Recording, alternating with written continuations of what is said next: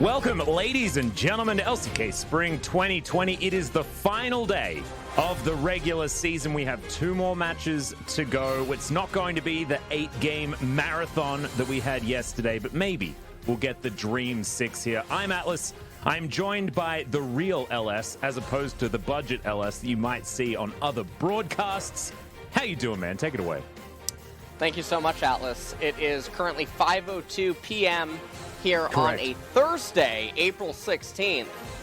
And 32 seconds into the minute here, Atlas. Take it away. I'm really glad you've got the analytical prowess to get you on here and make sure that everyone knows exactly what time it is, KST.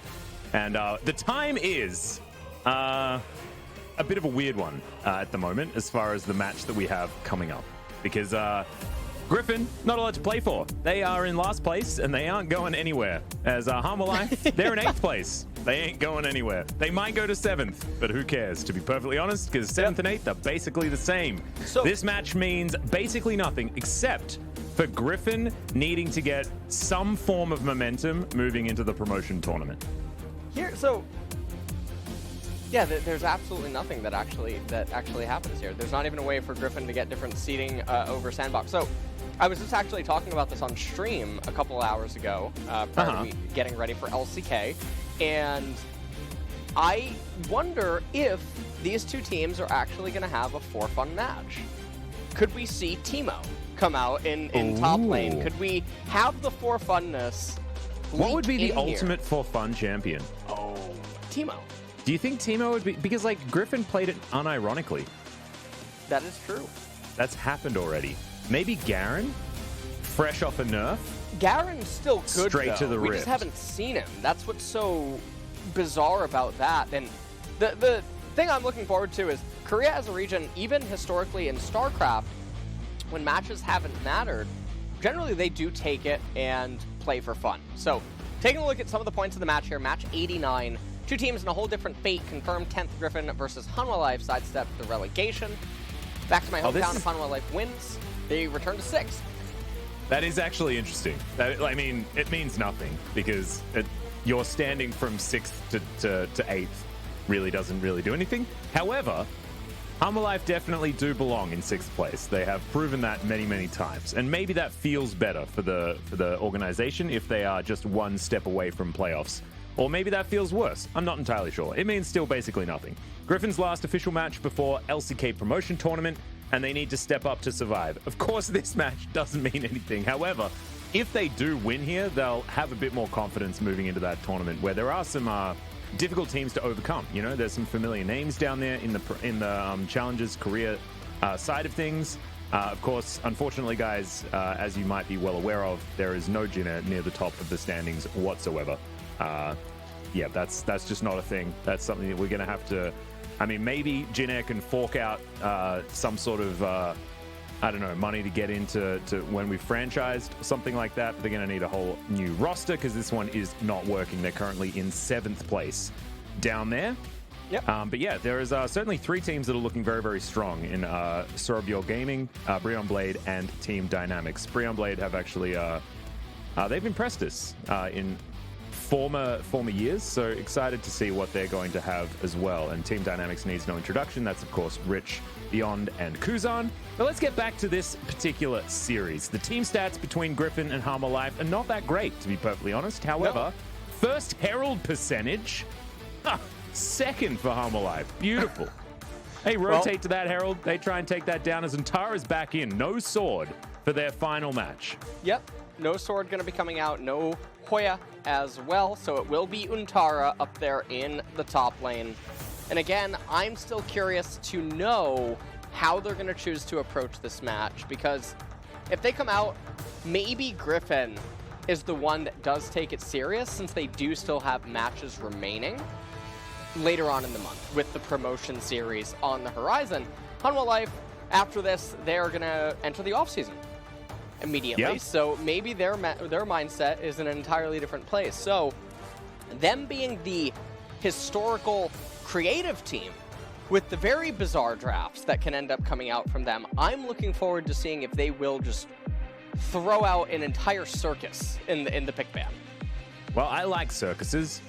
Big fan. So I'm hoping that happens. I'm hoping that Viper does finally get some positive results from all of his efforts. I think this has been touted a lot, especially on the Korean broadcast, but Viper is straight up in ELO hell. It's Viper and Keen that are having the battle for the 1v9ers of the LCK. And this is Lava coming on in as well after Tempt had really been solidifying his spot as the permanent mid laner, and then along comes Lava and really has some decent performances. So looking forward to seeing what he can get done here over his 5th game. Lava was, of course, a sub for the AD carry role as well. They had a mid laner, a support, and an AD carry in the bot lane. They just like to mix things up over on Hanwha Life, and we'll see whether the draft is going to be the same, as that's where we are now. Griffin starting on the blue side, Hanwha Life on the red, and I just want the for fun to come out. Give me some. Maybe Griffin will start in the bans. Yuumi can be banned first against Lehens, their former support. That makes some sense. Of course, this is a fun one because Lehens taking on his former organization. Still doesn't mean anything. Tarek going to be the second ban here, as the Rumble is going to be banned out second for Hanwha Life. Well, does seem like so far the bans are pretty standard. So perhaps these two teams are actually intending to just have a real game of League of Legends here. There could be a worse thing, you know. What? But I am hoping that we do get some fun. You were talking about Garen before. Yeah. And I don't think that these bans are as interesting as talking about Garen some more. You think that he could be competitively viable? I feel like Garen's, like, based on his kit and everything like that, he just doesn't ever really fit into a competitive situation. But you don't believe so? No, I think Garen could realistically come out. I think that people probably aren't going to, because the way that Garen wins isn't by winning himself, it's by invalidating things about the opponent's team, or just basically being like an immovable object in some point. So he's sort of he's the kind of like Lulu of a bruiser, in the sense that he's very durable, very tanky, can wave clear, has a lot of options, and then he gets really beefy and becomes very interesting. But it's not the playstyle that most pro players want to play by any means. So I think that's probably why we haven't seen him. We've seen a lot of tweets alluding to him by pro players over the last couple of months, but never ended up debuting. Yeah, I mean, it was always wasn't it the G2 meme that they were going to play Garen, and they well, there was Garen Yuumi. Yeah, at one point. Well, I mean, Garen Yuumi did happen. That was last year. Fnatic, but Garen top lane is what we're really waiting for. I remember we did have some Garens, just it hasn't really been a thing here in the LCK. As Varus and Thresh are going to be locked in as a response to this Senna that came down from Hanwha Life. Tahm Kench, though, is just going to be stolen away. Varus Tahm Kench has been a very popular lane for a very long time, but Lehens wanted to play Maokai anyway. So probably not too worried about that on the Hanwha Life side. I think that they generally win out as far as these trades are concerned, because I don't think I favor Varus Tahm Kench as much as we used to here in the LCK. Let's see what Hanwha Life can do with their next remaining ban phase. And Tara getting banned out there with the Jace ban. That is assuming that Tarzan or Yukal are going to be playing the set, which is interesting. Or Yukal could, of course, be playing the Jace in the mid lane. Well, the Senna fasting the Maokai, most likely, is going to be what's happening, and I think that is very powerful. Helps Maokai become very obnoxious, and it lets you open up more creative picks inside of top lane. So this by no means is bad at all. Jace now getting banned away by Hanwha Life, as well as Azir. Lucian on the side of Griffin. That strikes me as really bizarre, because we saw Cube on auto attack champions that have high mechanical asks, and it was more so when he piloted the Kayle that Kale's abilities is what really carried a lot of fights, not individual mechanical ability. And also, he really killed some of those minions, like real good. He did. He was really angry at them in some of those clutch fights. Smacked them down, and then won the team fight. So it was pretty impressive. The Nara is going to come in here from QV, though. He has a skin for this champion. We've mentioned it many, many times because he's played it many, many times. This is definitely the QV comfort zone. As now Griffin will round out exactly what they're going to be doing this game. And it looks like Antara is going to be heading towards the top lane with the Vladimir. We've got a set jungle for Tarzan, as we alluded to earlier on in the draft. And then Yukal's going to be playing the Corki in the mid lane. Well, let's see what the final pick is going to be for Hanwha Life. As there's a lot of mixed damage. Yeah, that's set jungle. Yeah, go ahead. There's an important thing that we need to discuss, and that is the picture of Senna above the Maokai kind of makes it look like she's getting a piggyback. Can you see that? Oh, man. Yeah. Or what if Senna killed Maokai and now she's using his corpse as breastplate? Ah, okay, Zoe. You know what? 200 No, it's years? all right. We'll have him switched again. We'll have him switched again. You just wait. You just wait. Okay. Yeah, it's like a Maokai breastplate. Can we... What? Oh, tell me we're doing it. Are we doing Maokai jungle? Did we turn into a for fun game? It went from not a for fun game to a for fun game? I really hope that this is actually Maokai jungle. Let's see. Oh, no. I'm so upset. We're going back to the Senna breastplate. But we do have the Senna breastplate. So I wonder what kind of armor that is and what drop gives it. But also, what is the drop rate on it? Yeah, that's true. What kind of stats does it have? You know, Can I roll in it as a hunter? Probably, because I'm a hunter, right? What if this is the next class, maybe in the next expansion after Shadowlands? Oh, like Woodland. Like a Woodland class. Hunter priest class type thing. Yeah, like a So like Ornn. No, it's like a don't get me started on priest Death Knight. 28 classes. Warlock. Calm down. Yeah, it's quite a few classes. Well, I'm pretty sure he also has a doctorate. Oh, he does, of course, Yeah. Several things. It's got a lot of classes, a lot of certifications, and a lot of diplomas. Absolutely. And all sorts of things. Professor and Esquire. Not a big deal. Yeah. And he's been knighted as well, I think. I mean, he was. Yeah, he is a doubt. Yeah, absolutely. He's joined Thomas many times. They've been to the special knights room in the club. Yeah, and here we are into game number 1, Griffin versus Hanwha Life for all the marbles. Take it away. Well, the current in-game timer here is about to ding 30 seconds, and over to you, Atlas. All right, damn. I don't know what to do with that amount of information. I feel like I don't want to be talking for too long, and you've just given me too much. So I'll try and calm down. The corgi in the mid lane, adorable. Haven't seen this chroma too much, to be honest. I feel like the pink one comes out a lot. It might be the yellow wings on the plane. Don't necessarily do this one justice, but I think the corgi is absolutely adorable in that skin. So, big fan. And well, I respect that. I respect that analysis of the corgi skin. As we take a look here at what the players have to say. Griffin is our last opponent for Lahenz's sake. I will make sure to win. Lahenz on the flip side. After the Gen G series, Tarzan messaged me and said, "Why did you win? I will win this Griffin series no matter what." That's amazing. So Griffin wanted a chance to be able to take down Hanwha Life, but they couldn't get it.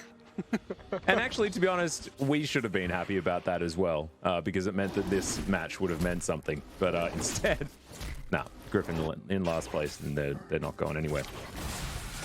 Right now, okay, so set with Water Walking and Celerity, but he doesn't have Predator or anything. We've been seeing Celerity getting taken a lot more than some other runes. In set, he's kind of weird inside of the jungle because he gets to the Cinder Hulk and then it takes him a while to get to Black Cleaver or Trinity Force. That's just sort of the nature of the jungle. I've been very vocal about my dislike for him in the jungle role, primarily because he is underleveled and he's lacking in items, so it makes him fall off a little bit sooner, as Zoe does roll a GLP. That takes a lot of skill. Yeah. The other thing here, Atlas, is currently in mid lane, they are right-clicking and left-clicking and occasionally pressing Q and W on their champions, and I'm going to have to stop as my brain is swelling from all this information. I know. Take it away. It's actually too much information, as maybe a W is going to be pressed at some point as well, and then our brains are going to actually implode. So far here on the bottom side of the map, I'm going to do some in-depth analysis. Hanwha Life have lost more health bar than Griffin, and are therefore not winning in the lane. However, they are still able to get in there and get some pushing going on, and that's good. But their health bars, not good. Over to you. Thank you. You're welcome. That their health bars were not ideal. You should have them higher than that if you want to win. That's generally how it goes. Wow. Low health bar leads some of the time to death. Did you know that? Now I do. Thank you. Unless it's Zoe, at which point you can have a high health bar and it still leads to death. But that hasn't happened just yet. Yukal with half a health bar, not dead yet.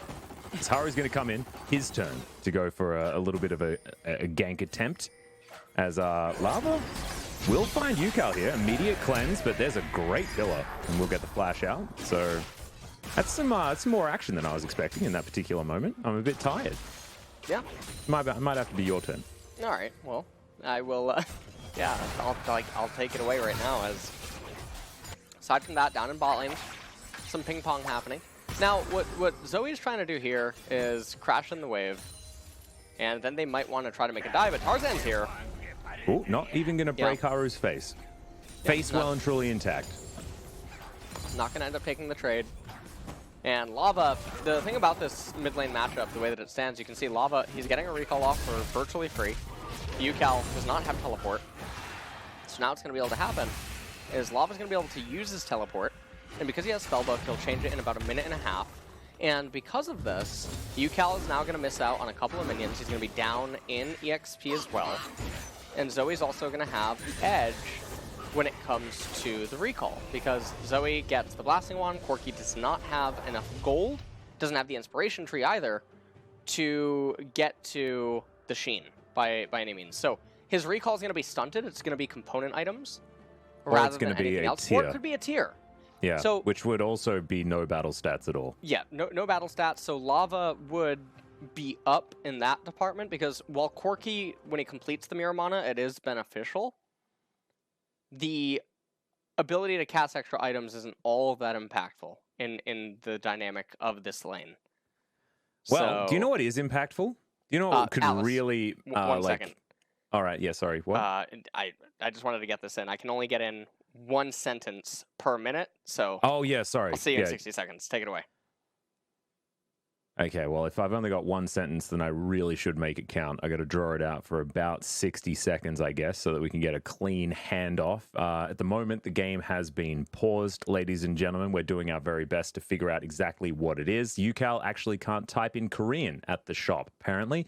That is definitely a problem, considering the fact that we are all Korean over here in Korea. I guess theoretically, LS and I are not. Neither is Brendan. However, most of the people in the LCK that do play the game speak primarily Korean, and therefore you're going to be typing in the shop in Korean. And that's what you're going to have to do in order to find the items that you want. I think there is a chance that Yukal could probably click on the icons in order to find the item that he's looking for, and maybe it's not the most pivotal issue, but we're going to make sure that he is feeling as comfortable as possible. Alice, 60 seconds. Yeah. Okay, sorry. Did I do it? Oh, have you got a timer set up? Slow mode. Slow mode. It's affecting us here on the desk. Sorry, take it away. Yeah, I will. I don't even know how you're breaking it. Damn sword. All right, so Alice with his mod roll able to work around that, but now we're here, and you might notice that we are holding hands on the desk right now. Yeah, and you might also notice that they separated us by a few pixels. Yeah. Were you as bothered as I was? I was pretty bothered. Yeah, I was a little hot and bothered. Also, I feel like they're really doing you a pretty good favor here. If you might notice, there's a 20 above your head, and I think that that's them trying to say that you look really good. You look very youthful. They don't have a bracket there, though, so it's not exactly like I'm a 20 out of 20. It says PR, which maybe they're insinuating I need like a PR manager. I feel like I'm being attacked. Look, I'm not gonna... Oh my god, there he is. He can't speak Korean. The shopkeeper. That's who they always lose to. Yeah, that was the Tom Nook's wife. That's why they don't speak the same language. They get recommended the wrong items. The walrus, though, apparently he's totally fine. There's just this gentleman down here.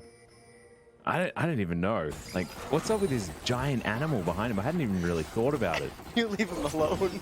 Yeah, look, I don't have anything against him, but I'm just a bit taken aback, a little bit startled. But now we're checking that out as Lava picks himself up a heal exactly in the nick of time in order to get himself back to full health, and will continue winning out this lane. Haru taking this Cloud Drake, very pivotal dragon that is going to put Hanwha Life in almost an impassable lead at this stage.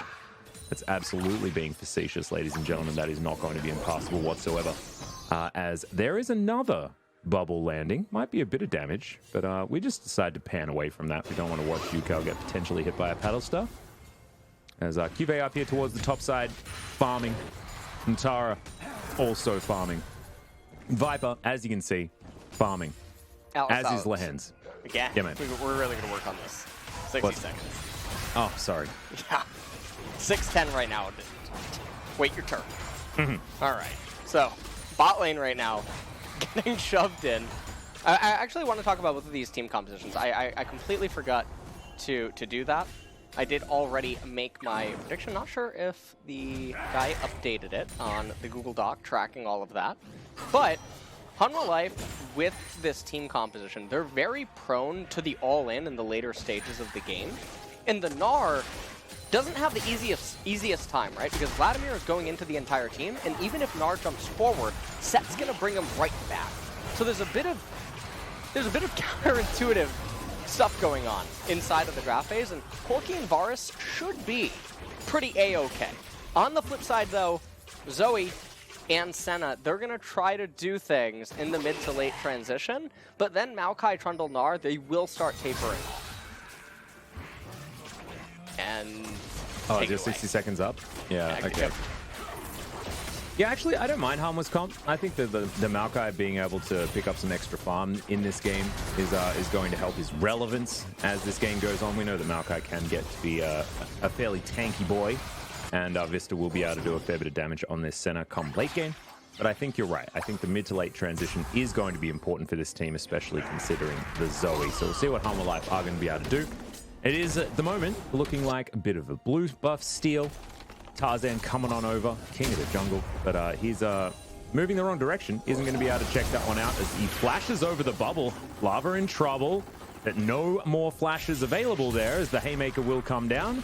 Nothing else to be gained from this one. So flash blown in trade for Lavas, as Tarzan not going to have as many useful ganks around the rest of the map. And I think that's my time done. Well, you had a couple of seconds remaining, but that's totally fine. I'll come online a little bit earlier. Ooh, not a big deal. Cow spike. Yeah, I mean, it's a thing. By the way, have you played Final Fantasy VII? No, I don't have a PlayStation. Oh. I don't know whether I should get one just for the Final Fantasy VII remake. What do you reckon? Wasn't PlayStation 5 announced or something? Isn't that a thing that's like coming soon? That's when it always feels really bad. Yeah, I know, right? Is the Final Fantasy VII remake ever coming out on PC? If that's the case, I mean, I'd much prefer to get it on PC. Yeah, I'm sure the collective probably knows and could probably. Yeah, you could probably let us know them. in the next 60 seconds, guys. If you could just let us know. And yeah, well, speaking of next 60 seconds, we're gonna group over Rift Herald potentially. If you could think back to a statistic that we had earlier on in this series. There was a 60% first Herald rate for Hanwha Life, and that is second in the league. So you best believe that they are going to abide by the statistics and collect this Rift Herald. Yeah. Well, they are going to pick that up for themselves. We'll see what they can end up utilizing it. And if people are wondering why Griffin is just willing to take things so slow, it's mostly because the Corki, Varus, and the Vladimir, it has a very big windup. So they're completely fine waiting until the later stages of the game. Now remember, in order to execute on this rotation, Vista and Lehens have now missed out on 2 minion waves. Varus also got a turret plate, so you have to factor in all of that golden XP that ended up being accumulated. So QV is finally going to manage to get this wave. But all things considered, Griffin didn't have to rotate or lose anything in order to make this happen. Tarzan is sitting pretty comfortably, and so until that Rift Herald gets used, not a whole lot ends up actually going in Hanwha Life's favor. In fact, Griffin ends up being ahead in the XP department. But we'll see what they can manage to do with it. Ocean Dragon coming up second, and a real doomsday scenario for Hanwha Life would be if Mountain spawns third. Things get a little bit scary. because their team composition, no one builds penetration except for Senna. She does get the lethality, but it's going to be near impossible. It's going to be wet noodle fight for the Gnar, Trundle, and Maokai. Yeah, although, yeah. if Hanwha Life can get the Mountain Soul, then they do utilize it very well with their tanky Gnar and tanky Maokai, plus the Trundle as well. So I think that if Hanwha Life can keep control in that area, certainly will be good news, but it'll be around about the time that things are looking better for Hanwha, as Lava comes in with his teleport and is able to get himself out of the way. Nimbus Cloak allowing him to move a little bit faster than he otherwise would. And the Rift Herald has been put down here in the mid lane as Yukao. Going to take a lot of damage there, but is otherwise going to be fine, as all of this plate gold is going to be shared around, and Tarzan just gets a face breaker onto Lava, who will get out of turret range, and he'll be absolutely fine. So that gold coming on back here, as Hanwha Life do manage to even it out just a little bit. So April next year is when Final Fantasy VII comes out on PC. Take it away. Wow. That's actually a really sad date for me. Yeah, well, I did not want to think about that on the cast right now, Atlas. Thank you very much. But it's Completely April, unintentional. It's April of this year right now. Are you okay? No. I'll tell you in between the games. It's not a big deal. Cuve's going the wrong direction. Yeah. But he's kiting pretty he's well, trying. moving pretty quickly Okay, there, well, but the showstopper will cause the end of it. Oh no, not going to happen just yet. There it is, the ulti coming out from the center, and Cuve looking to turn this one on Tara. Cops a boulder to the back of the head, but that is a 1-for-0 in a 1 versus 2. Cuve, enjoy your player of the game. What just happened there, Atlas? What was that? That was world champion play. W. That's called a world champion play. It's how that goes. Okay, I was all right. Well, thank you for letting me know about that. As Griffin, they are down about 700 gold, as it does currently stand. That should have always been a dead Gnar. Oh yeah, 100%. I just want to. I do want to point that out. If you run that scenario probably 100 times, I would almost definitely say that less than 3 Gnar should probably ever live. I often say less than 3 on a broadcast with you. Is the big one's not enough damage. That's why you always pop your potions, and Lava did have one there. As there's a Hemoplague. Cuve will have Mega Gnar relatively soon, but the Hemoplague's going to pop, not going to do too much. And Cuve's going to pump up that health bar just a little bit more with the Mega Gnar form. 까지보다. We're gonna check this out one more time. 나 지울게 이거. 세트 노플이야. Set no flash. 노플이 화이팅. 코르키는 안 가 아직. 지금부터 간다. Corki is not Take a going. little fight. He's going 5초대 now. 텔 가능하긴 한거 3초냐? 아 좋았다. 아 공마줄게. 야 나이스! 죽여버려! 코르키 안 간다. Corki wasn't 나이스. coming. 노플. And they said, wow. I think that they know that he was supposed to die. I think he knew that he was I supposed think to he die. knew, yeah, 100%. He absolutely knew that he should have been dead there. But he wasn't. But he thank you. Wow. Yeah. That was my input for the 60 seconds, Yeah. so you can take it away. Okay, thank you so much. Well, 2.5 minutes until Mountain Dragon ends up coming up. Corki continuing to try to stack his Monomune. That is a lot of dog. Oh, have you ever seen it at Burger King? I believe that you have to have a dog go in with you. There's a thing called the dog purr, or the dog purr. It's a dog whopper. It's like a dog treat. That's actually kind of cool. Yeah, it's really, it's. I know that you're a cat guy, but if you had a dog. I mean, I was always a dog guy until very cat. recently. What kind of dog do you like? I used to have a dog. His name was Ted. He was a King Charles Cavalier Spaniel, and he only ate or slept. That was 100% of what he did. He was not exactly a hard mode dog. You know how there are some dogs that take a lot of taking care of, stuff like that. You got to walk them all the time. Yes. Well, Ted was not. He was not a hard mode dog.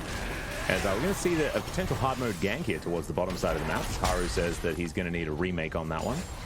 Moves himself out of there. Viper and Iroh going to be absolutely fine. Blade of the Ruin King already completed here for the Varus. And Vista does have his Umbral Glaive, but is otherwise not able to get on top of this Griffin bottom lane at all. And yeah, not too much really happening here inside of this game. Griffin, they are falling down, but it's only 1,000 gold. So then you ask to define what does 1,000 gold really mean for these two team compositions, and you think about late game Corki, late game Vladimir. doesn't really mean a whole lot. As here we go, we got a flank, and okay, Asta La Vista. Yeah. Arnold Schwarzenegger. Yeah, thanks. that was a That good was one. awful. Take it away. We should have said something like Terminated at the end. Oh, damn it. Missed opportunities. As, yep, Iroh just going to lick a tree. Tarzan once again just flashing on in here. Showstopper comes down. Good twisted advance to avoid the tongue lash, but ultimately it means nothing. Viper's going to pick up that kill there. 2-0-0 here for the Varus. And you mentioned the 2,000 gold lead. Well, it's now 200, and it's in favor of Griffin. So they're going to take this turret also, and things are going to be answered relatively well here by Griffin here towards the bottom side. Viper even now able to take down all of the minions in that wave as well. So Hanwha going to have to do a little bit more, but they have taken the Rift Herald, and that Rift Herald percentage is still very high. As we have a look, Viper throws out his Chains of Corruption, and the center is just in. Yep, she ends up going down pretty quickly. And now Viper is going to be pretty big as he moves in here to the mid game. Set does come over the wall. I like the Hextech Flash Craftion as a tech that sort of helps out junglers without terrain scaling. Yeah. Pioshik was one of the first to like popularize talking about it here in the LCK on the Elise, if you do remember that. And Mountain Dragon is being taken right now, and it doesn't seem like Griffin are interested in even trying to fight this one. So we're going to go to Soul Point at 22 minutes, and you bet your bottom dollar that we will have a team fight over that. Unless something is just opposite This day. is the greatly reluctant fighters. Alice, you're speaking Aramaic again. I do apologize. Yeah.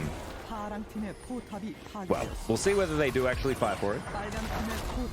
Maybe they'll redeem themselves. As Antara here is towards the top side, but he's not going to be able to help with this Rift Herald siege on the bottom side of the map. Boulder Toss comes down, but isn't going to be able to get anything done. And we're just going to have Shirley ram her head into this turret, and this minion wave is going to die. So this is all about Griffin buying time so that Antara can get to a state where he feels comfortable. Not quite there just yet, as he comes out with his proto belt.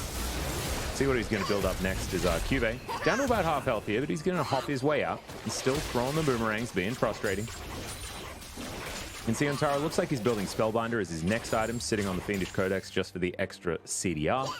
Of course, 20%, that magic number for the Vladimir. Gets the Transcendence as well as the runes, and is going to be at 40%, so pretty happy. 45% due to the inspiration second that he most likely has. And look, we've got the game slowing down just a tad, as we've got 3.5 minutes until that mountain soul. Yeah. As Griffin, they're just going to continue to scale up. They should be able to complete the Trinity Force and the Mirror Mana by that point on Corki. Vladimir, likewise, should also have a second item completed. And Varus should be at his 2 items. So this is going to be the strongest point that Griffin has. And then also, likewise, for Hanwha Life. If Hanwha Life end up losing this next team fight, things are going to get really bad. As I do believe that Gnar is... I don't know where he's going to end up going with his itemization. It seems like he's going to start picking up magic resistance. He has the Executioner's Calling on him. That's the only form of Grievous Wounds that they have right now for the Vladimir. Hex Drinker finally is picked up. Really good against the Corki and the Vlad, even against the Varus and the Tahm Kench Not as bad. well. Going to be helping Cube. See what he's going to build towards next, like you were talking about, as Viper is going to throw his Chains of Corruption a little bit wildly there. But that's all right. Putting on the pressure. I like it. Zoning ultimate, sending a message, etc., etc. Lands with his Sunfire Cape now completed. We've got some Swifty Boots for Vista. But the item timings aren't necessarily there, apart from Lava picking up 2. And we're waiting for the Trinity Force for Yukal in the next 2 minutes to really make sure that Griffin are fight ready. They do still have a slight gold advantage. In theory, they could be getting themselves to a point where they do have the items required to try and fight for this Mountain Drake. The problem is they look like they're almost unaware that the Drake exists on the map. That's what we've sort of figured out with the most recent dragons that have just been taken for free by Hanwha. So hopefully Griffin do press tab. They have a look at the 3 drakes that have been picked up by Hanwha and are going to head over there in a minute and a half's time to fight for this one. It's certainly going to be important. Well, there is still some time until it ends up coming up. Maybe Varus can get to his next recipe item. Senna is actually still only at an Umbral Glaive, so not even a serrated Dirk. This is actually going to be one of the discrepancies. Now, on the flip side, Sir Thomas is only at a Redemption as well, and so those are basically the champions that you have to be looking at. So, Maokai has Bramble Vest, has Sunfire Cape, and Merc Treads as well, so he's still down in items compared to Viper, who is cheating CS right now. I just want to bring a little bit of attention over to the 253 here at 21 minutes, and That's you know, a lot. I'm sitting here and I'm thinking, you know, why not 254? Well, he's going to get to 254 right now. In fact, 255, 6. Count it up. 7, 8, Yeah, 7, 9, and he's going to get to 60 10. So, at- yeah, 260 CS is pretty good at 21.5 minutes. Nah, I would send him to his room. Ask him to contemplate why it wasn't 262. Well, I mean, now that he's hit 262 in the next moment or two, is QV's fighting Untara. He will get a redemption. QV takes a bit of damage, but he's going to have his Mega Gnar available, wallop some minion wave, and now Hanwha are going to move over to this Mountain Drake that's spawning in 1 second's time. But there is the Trinity Force. Corki is making his way over. Maybe a little bit late, but I think he has a package as well. As Tarzan gets a control ward in, and Yukal's gonna have to pump this package over the wall if he can find it. In goes Untara, finds a fair bit of damage onto Vista there after the teleport, and now Are it's you paused. kidding? That What pause. is this? The shop being in Korean doesn't matter. Sorry, being in English doesn't matter for this moment. All right, QV's just DC'd. Oh no. What is the competitive ruling, though? Because if we chrono break, Yeah, he actually even just the got straight Korean up casters disconnected. look, wow, okay. Yeah, Caster Song is looking concerned, and he is often a very jovial man. So this is a big deal. The fact that QV has disconnected at the very beginning of a team fight, and now that he's almost dead, maybe this means the that the thing is disconnect that is not going to just be immediately resumed. Yeah, if the chrono break comes out, I don't know how you argue this, because this is a game-deciding fight. This is Mountain Soul. And now that you know that Vladimir's above you, and you know that he's going to come in, because if we chrono break 10 seconds in the past, right, Vladimir doesn't get that chunk on Senna. Senna doesn't cast her Q the way that she does. Maybe everyone moves a little bit different. This is one of those really weird situations where, is it justifiable to demand a remake, or you're Hanwha Life, you're about to maybe get Mountain Soul, and then just outright win the game, so what the hell happens? This is a sticky... This reminds me of Jaedong versus Flash, the MSL blackout, Oh, where wow. all the Yeah. electricity went out. Yep, I remember that. Now, obviously, that was a huge premier match in a major tournament. And also the implications for that Yes. match were incredibly high, right? Yes, Whereas and the the implications for parents this are got just involved. not there.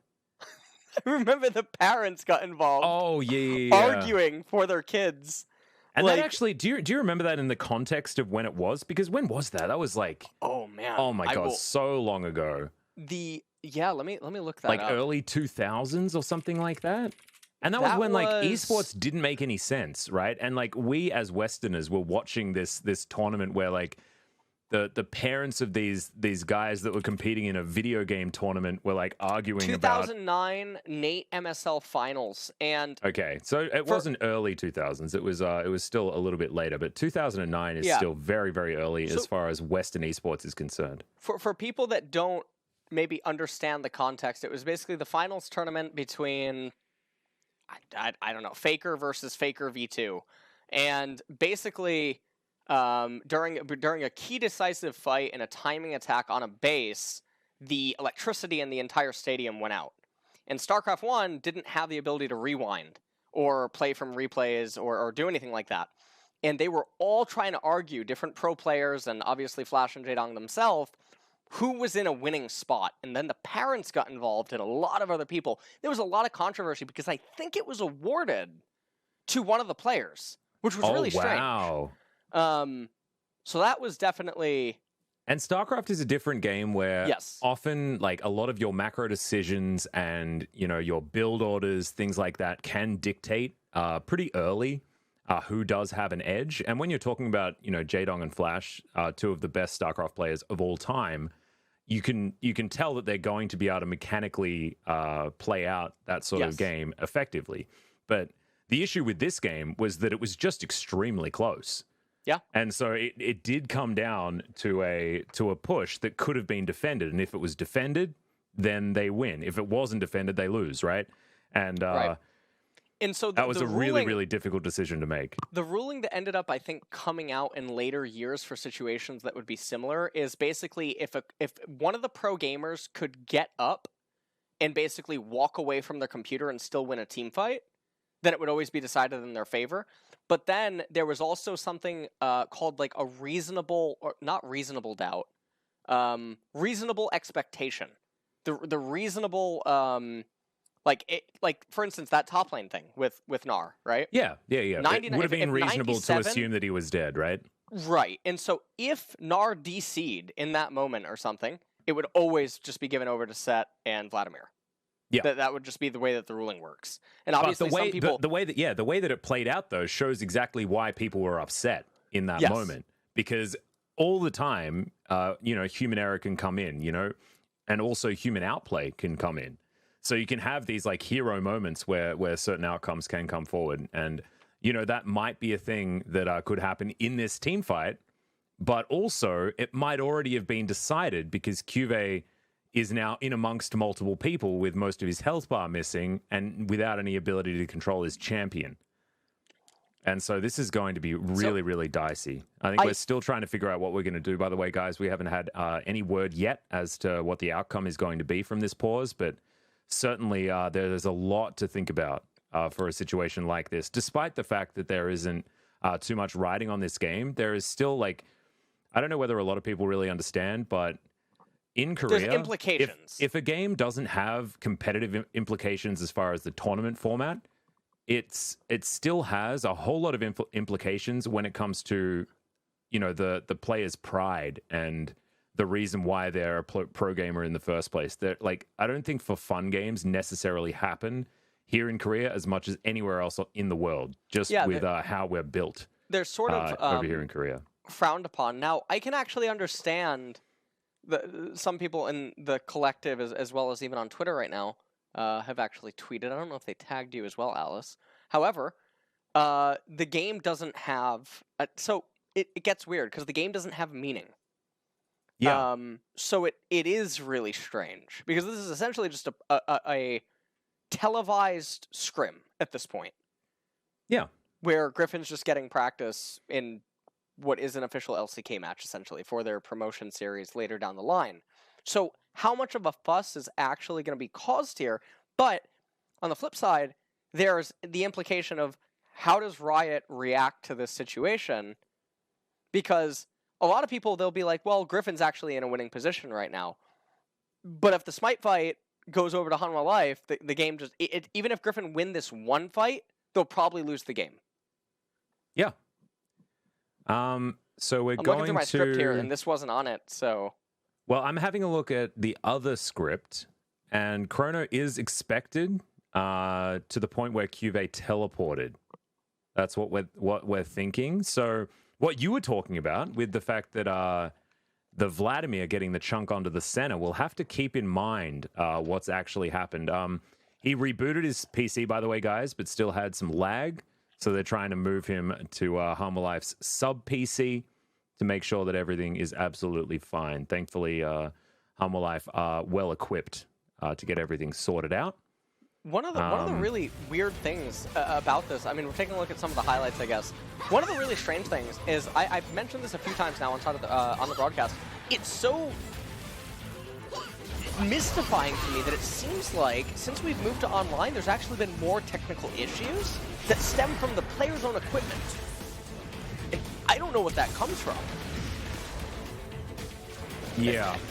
Atlas? Yeah, no, I don't know. I don't know. Oh, dude. okay. It's tough. Yeah, these highlights aren't really pivotal. We want to actually see that last fight, actually. I know, so this actually, for some people that are curious, now obviously we don't know what the setups are at every single pro house, but I have been in pro houses where the computers are several years old.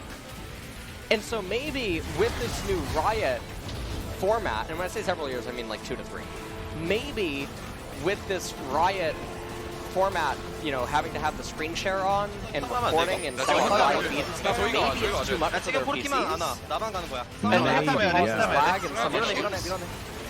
I think it might have something to do with how the thing needs to be set up to make sure that we maintain competitive integrity during the more remote style broadcasts. We are very lucky to have extremely powerful internet here in Korea in comparison to especially where I am from. But we're having a look at this teleport from Cube's perspective as, just unable to do anything.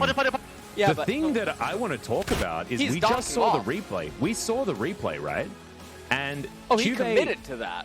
But Cube came out of the teleport and was immediately Chains of Corruption. I think he was chain CC'd anyway until the pause. So that now brings it all back to a completely different scenario where, like, now if we chrono break it to that teleport, Viper is required to once again hit a perfectly timed Chains of Corruption. And once again, you're going to have QV chunked to a very, very low health bar, right? Like, oh man, this is hard. It's a really hard call to make. When I think that, like, if you look at the rule book and how these things are the rule book is interesting. Out, yeah.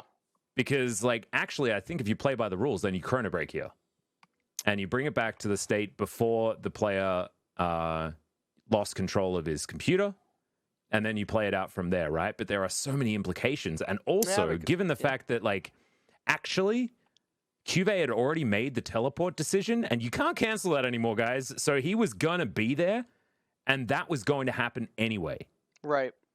And so he lost control of his PC, but it doesn't matter. He lost control of his character anyway. I wonder if they can chrono break it to the exact moment that Varus lands the ult on him. Yeah. That would probably be the most fair. That's the thing. I don't think that Viper should be made to hit that twice in a row. Does that make sense? Yeah. I agree with you on that one. But maybe it's going to be a case where you can't necessarily do that. And even then, like, you have to remember that, you know, Hanwha Life, they had this issue happen. I don't know. I don't know. It's really hard to work out. And then in the context of the whole series, like, do you change up what you do? I don't think you can ever do that, right?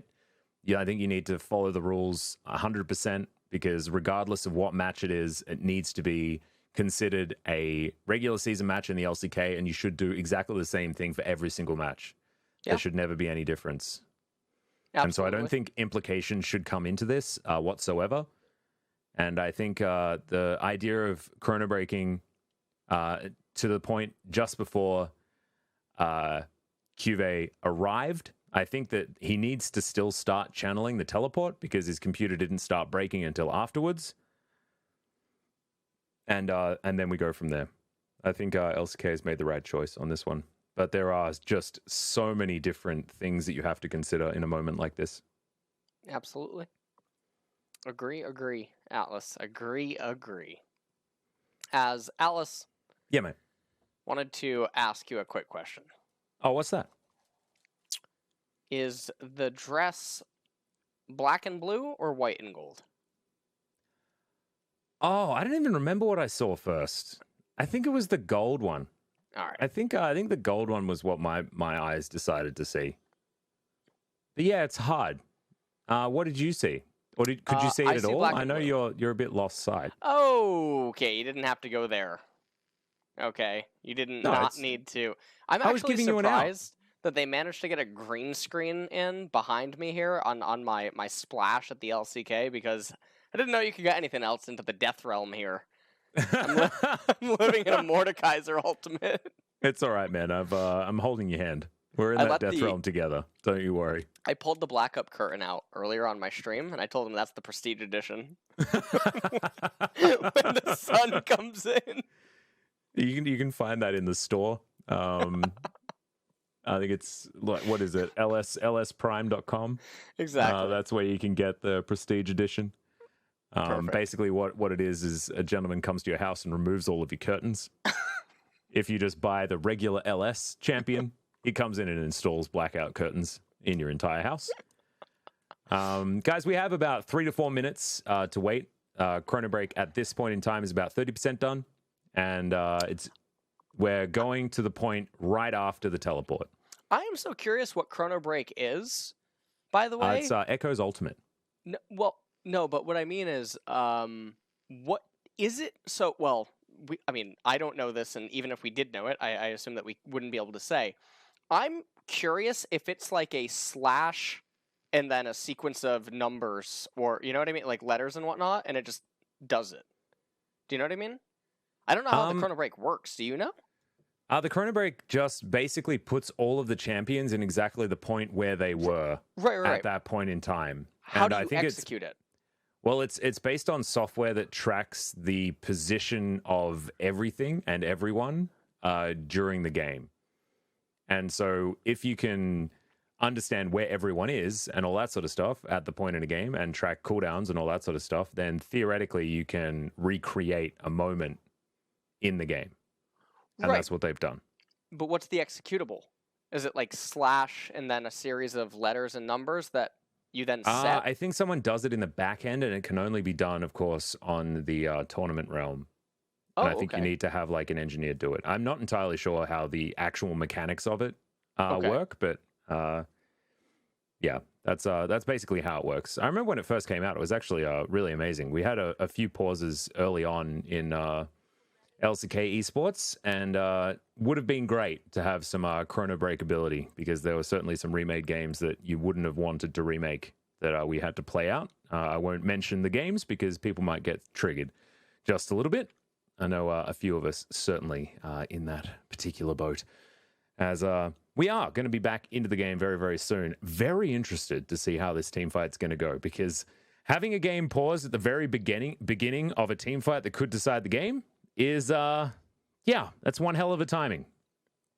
Well, we'll have to see how both of these teams do end up reacting, Atlas, and what's going to end up unfolding. On some nice, brighter news, okay, not talking about the Death Realm here, the new Pokemon games come out in a month and a half. Are you talking about the expansions? The X-Packs. Yeah, yeah. I'm really excited. What do you think about the new Legendary? Isn't he cute? I think he's really cute. Yeah. Yeah, I haven't seen all the other legendaries. I don't know which ones are all in the game now. Isn't there a way to get Mewtwo? Oh, are we back? Well, Cubane's not going to get hit by the ultimate this time around. However, he's still going to go down very low and will die. Yukal's going to be able to pick that one up, as now Haru's in trouble. In goes Untara into the back line, as Hanwha Life are definitely pushed away from this particular area. But Lehens is going to take down the Vladimir. Goes Golden as well, right in the middle of this team fight. Some lower health bars onto Griffin, but Tarzan dives forward. Haymaker will land onto Haru. A lot of damage, but not enough to take down the Troll. 4 versus 3 now, as it looks like Griffin should have a position. No! Lava over to the side. A Blast Cone is going to be here as they get rid of Vision, and Hanwha Life look to have given up this Drake. Of course, remember, they throw their lives away for this one. It may not necessarily be worth it, because this is one lonely Mountain Drake onto Griffin. Yeah, and so let's take a look at this. So Teleport ends up coming in, and okay, this is totally different, man. Untara does a marathon around the right-hand side looking for a team flank, and you can also see Hanwha Life got to run away and try to prepare for this. So this is a totally different series of events. This is like an alternate ending the director's cut as what's going on here. As Tarzan not quite able to bring the kill down onto Haru. And they end up getting themselves the Mountain Dragon. And the game has swayed really heavily in Griffin's favor. This is where things get very rough. Yeah, because now their champions are only going to get stronger, right? You've got Vladimir to continue scaling. You've got all the power spikes of a Corki that he will certainly be picking up over and over again. Getting the Infinity Edge is going to be huge, but then getting to a larger crit number is also going to be massive, so he has 2 more big spikes to go. Zoe doesn't get much better than this, doesn't really change. Like you talk about, the modes are going to be very similar as this game goes on, as Viper gets chunked. But Hanwha Life not able to actually find any kills right here. But yeah, this is dicey. Certainly is. Hanwha's chances of getting this next Mountain Drake now go much, much lower. And so, I mean, a lot of people are going to be asking what if, or maybe they're not, because this game doesn't mean a whole lot. Well, Lava going to try to come forward. And now Tarzan, you can see, looking for some... Okay. Yeah, Facebreaker onto 2. That's going to be the kill coming in there as Yukal is going to close distance with his Valkyrie. Showstopper is going to be the end of that troll. As Viper clearing out minions and Griffin once again winning a fight. Hanwha Life, it looks like just maybe their best before time has been up. I think written on the box it was something like 20 minutes. And things going off. Yeah, and I mean, the thing here is that in this game, we outlined from the very beginning, or well, a little bit later on, we didn't get to discuss it right away, Griffin's scaling is so much more, right? Once the Vladimir, once the Corki, the Varus gets to go the distance, there's problems on the side of Hanwha Life, and assuming that Hanwha Life doesn't create miracle ganks early on and get advantages, their team comp can't go toe-to-toe on an even setting, and it wasn't even an even setting. Necessarily. Hanwha Life were in the driver's seat with some gold advantage, had some dragons under their belt as well, even a Mountain Drake giving a little bit of extra resistances, but they did donk off in the team fight, and now it just feels like it's a unclimbable mountain for them to fight back here against Griffin, because everything's just going to get worse and worse from this point. Nar's items always going to be worse than Vladimir's that he ends up picking up. The Zoe is the only real hope on the side of Hanwha Life, but the magic resistance and everything is going to start coming in here soon. Haru maybe going to manage to get away. Yeah, walks through his own pillar a few times. Is now Viper looking for Lehens. He's going to Twisted Advance to try and get out of there as the ultimate flies through from Vista. It takes a while to kill the Maokai, and now Haru's in trouble. Subjugate is now ticking down, and that is going to get him out of there safely. But Griffin, with this Baron buff, will be taking down this inner turret, and now continuing on towards the inhibitor. And it really does feel like the beginning of the end here for Hanwha Life. That gold lead has ballooned to the tune of 6,000, make that 7, and they'll take down the first inhibitor of the game as well. Griffin in so much control. Well, Griffin now with the middle inhibitor down, 1 minute until the next Mountain Dragon. That's the do or die for Hanwha Life, and I don't think that they're going to be able to get their Zoe to the death cap prior to that team fight being able to take place. So the way that it stands right now, 50 seconds until that comes up. We'll take another look at the replay here. This really looked interesting. Yeah, it was very weird. So right here, I don't know. Oh, the Chains of Corruption. Yeah, it looked like to me Maokai ulted his own teammate. I was like, that looks like a funny bug. But it was actually just the Varus ultimate and a little bit of lost sight. I couldn't even see it on him. No, that's totally fine. It's totally fine.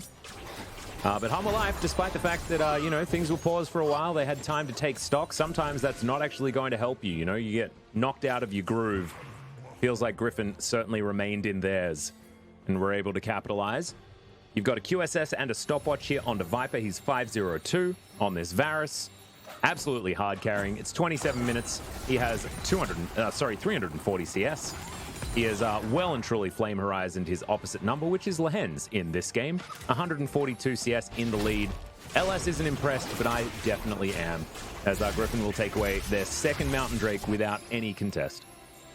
Well, it's just more stats going the way of Griffin. It makes it that much harder for the Trundle Gnar and the Senna Maokai to do really anything. Zoe, you can even see. No penetration yet. So even though it's super minor, it does matter because of the way that these fights end up going. They're very long, they're very sustained.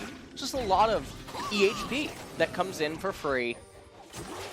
And we said this, if you remember, when the second dragon was going down. Infernal could be Mountain could be a really big problem. Infernal less so, because they have so much tankiness. Set doesn't build a ton of AD when he's inside of the jungle. And Varus itemizes a lot of attack speed, so he does get value out of AD amplification. But Vladimir is not building the biggest AP items. He's building more utility AP items, which they don't pack the biggest punch. So there's a bit of nuance there that maybe some people wouldn't think about right away. Potentially. But right now it does just feel like it doesn't really matter about the nuance. It's just the weight of the wallets from Griffin that are steadily increasing. They take down another inner turret. That is the entire outer ring taken away. A couple more inhibitor turrets to get through here for Griffin if they want to play it out by the book, but 8,000 gold is the lead. We've got Baron respawning in a minute and a half, and Mountain Drake will get Griffin to Mountain Soul Point in 3.5 minutes as well, as Mercurial Scimitar completed. Viper still yet to use his stopwatches. That is Infinity Edge done for UCal. Even the crit cloak is valuable. As you can see, those crits starting to come in. Auto attacks critting for 600 ain't bad at all for the Corki. Not to mention the extra bit of AD damage that does come out as well, as I believe it's an 80-20 split when it comes to Corki's autos. Don't quite remember what it was changed to. It used to be a little bit of a different number. I can look that up for you. I'm a bit of a color caster, content creator coach, but... Is it 80-20? Or is it 70-30? I think it might be 80-20. I'm gonna figure that out for you in just a second. All right. Thanks for that. Yeah. Just give me a little bit here. This is the important stuff that people wanted to know. It is 80-20. Nailed it. As Griffin now just going to clear out all vision here on the top side of the jungle. Pings out from Griffin onto Lehens, just showing the location of their former teammate, making sure that they keep tabs on him. Got to make sure he's okay. His piercing arrow is not going to find the mark, and there is a pillar down to stop Tarzan from getting that flanking position. They are going to guard, make sure that Iroh isn't going to take too much damage from any stray paddle stars or anything like that, as UCal pushes this wave out on the top side. Viper steals away another red buff. Just going to refresh the one that he already had. And it should mean that this Baron spawning in 8 seconds time will just go over to Griffin very, very comfortably. Do you have confirmation for me there, mate? Oh, yeah, it's 80-20. All right, good. There we go. Nailed it. Got there. Almost flame horizoning the clock is Viper right now. 381 CS at 31 minutes. As Lava, he's going to get showstopped. Goes back to his portal jump there, but he's just going to go back to the death chamber first, as Cuvee gets a decent Nara into the wall, flashes away to get himself to safety as the Brambles come in on the disengage. The Griffin do manage to get their one pick off, and Lava's dead for another 40 seconds. This should mean that Griffin can easily go over and collect this Baron. Yeah. It's dotting I's and crossing T's right now for Griffin. They are so far ahead. It's just, this game is not close whatsoever. So, Griffin now with a almost 10,000 gold lead, 2 Mountain Dragons. The only hope in this game right now would be somehow if they could hang on for a minute and steal away the Mountain Soul. And even then, I don't even know if that would be able to help them win at this point, given the gold deficit and what that means, as well as even just the XP advantage on some of the champions as it does stand. Take a look at this one more time as, okay, well, Zoe probably not very happy about that. These camera angles always do make me actually a little bit queasy. Oh, it makes me happy. I actually really like it. Yeah. Big fan. Okay. Like it. Adds a bit of drama. I also thought that Tarzan's flash to the location of the portal jumps first cast was really, really cool. With the facebreaker at the ready, made sure that he started off that fight with very minimal ways for Lava to escape. And players that can read Zoe like that really do impress me, because it shows that you don't necessarily have... It's not about mastery of your champion, it's about mastery of your opponent's champion, which is really, really cool. Yeah. And that is... Well, I mean, at this point, the Zoe is waiting on Void Staff, so she'll finally be able to get some penetration for herself. And that's another Mountain Dragon going the way of Varus. I mean, Corki and Varus are even turning into tanks at this point. Yeah, triple Mountain Drake. Yeah, 18% amplification to them. Magic resistance present on Varus as well. That's really hurting Trundle, who's primarily a tank, so his Cinder Hulk, his Subjugate, that's being invalidated as well at this point. And Viper just deals way too much damage. And he has a lot of safety. As you saw, the Devour was in there. Brambles come through. Iroh just tanking everything out. Lava is going to get healed back up. So thankfully he's going to survive the onslaught. But Viper now gets to work on this turret. He'll be able to take this one down. The middle inhibitor, it just respawned instantly. Demolished again. As if you were the maintenance guy, you'd be pretty frustrated. As now Cube off to the side. Pillar comes down to try and control the team fight, but I don't think Hanwha Life can do it. Cube, he doesn't look like much of a tank right now. As there's the showstopper into the backline. Lots of damage. The face breaker to tie it all up. And Tarzan gets a well-deserved kill. Na went down at some point there as well, as Lehens once again going to bite the dust. No! He survives. His former teammates are going to give him a little bit of reprieve as Griffin do take game number 1. Griffin take game 1 in a pretty convincing fashion. Once the mid-game came online, that's where their team composition would start waking up. And they gave away the 3rd dragon of the game, decided that they would fight for the 4th Drake. And they decimated that team fight. They got themselves the Mountain Dragon, and they never let Hanwha Life back into the game. I'm trying to think of who to give the Pog to, and I'm not totally sure, actually. I'm giving it to Viper. I'm going to give it to Viper for his one chain of corruption that now has never been, isn't real. You know, the one that got the Na immediately out of the teleport that didn't happen the second time around. So I'm giving Viper it for that. So it shouldn't be in the highlights because it doesn't exist. However, he still did it. I would like if the highlights actually showed the 2 alternate universes. Yeah. And it's like one of them is like polarized form as well, so all the colors are switched. Yes. Oh, that'd be the best. I'd be a big fan. That would be really, really good. And we'll see who does end up winning the POG. If I run down the list, I can't give it to Tarzan because he made actually quite a few blunders at certain points on like a mechanic level, and then didn't really have to do a whole lot on the set because the early and mid game was so slow and stable, right? Yeah. The Vladimir up in top lane, again, didn't really do anything. Almost got solo killed twice as well by Cube. And so then at the bottom side of the map, they got 1v2 killed. They also gave away a kill 1v2. Corki didn't really do anything. He just sort of farmed out his lane, ended up actually blowing his summoners and losing lane control early on, so have to deduct points from him. And then it comes down to Viper or Tahm Kench, and let's be honest, Tom's probably never getting an MVP. Yeah, Timothy Kenshin's, unfortunately, you just can't get it. It's a classes system, and Timothy is just a little bit too low in the pecking order. He lost his knighthood, and yeah, it's been unfortunate for him. Slumming it at the moment as far as pick potential is concerned.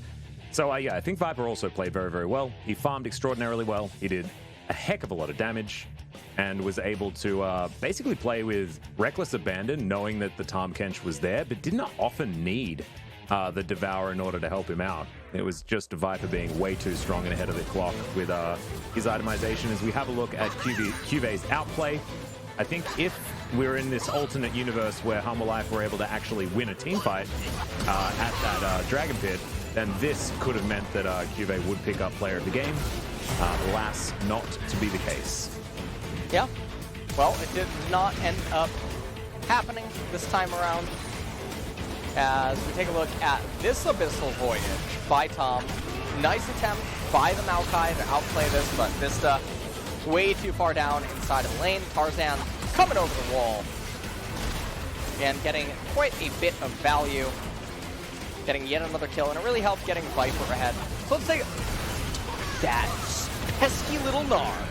Yeah. Didn't even get hit by the Chains of Corruption. So this could have gone a lot worse for Hanwha Life in the original playthrough, where Varus just lands the Chains of Corruption, and this team fight would look a lot different and even more chaotic. I mean, the outcome probably would be the same, though. Yes. It was still Griffin, you know, getting into the backline, utilizing positional advantage, and really understanding when their champions come online, because from this point on, you'll see highlights that are basically just Harlem Globetrotters, Griffin just styling on Hanwha, because Hanwha had lost steam in their composition. Yeah, that's what ended up happening. And you know me, Atlas, I'm always a pretty big fan of when early game team compositions get purified. Not Yeah, that you Hanwha's- cleanse the sinners, man. I know. Yeah, I know that. Cleanse them up. Cleanse them up. Had many talks about draft in the last, like, 20 hours or something. I haven't actually watched your TSM video yet, but it's a longie. It's a really bit of a long. time investment, and you know, sometimes it can be hard to find that kind of time in the day. No, Hanwha Life's team composition, it's not even that it's sinful. It's just that it doesn't actually scale as good as Griffin's. That's the difference. This is a perfectly good scaling team composition against a more aggressive comp that it just sort of against stabilizes. a comp that doesn't have Corky Vladimir, right? They're like They just some got of the outscaled. most scaling champions in the game. Yeah, no, you're exactly right. And you can see Viper did a hell of a lot of damage on his Varus as well. So we're talking about Corky Vladimir. They basically didn't play for the first half of the game. And in that meantime, it was all about Viper keeping control of his lane throughout the entirety and being a stable force to make sure that Griffin couldn't fall too far behind. So I like the decisions made by Griffin here in game number 1. A bit unfortunate as far as the pause is concerned, but when we get back, we're going to get into game number 2, and hopefully we'll be pauseless.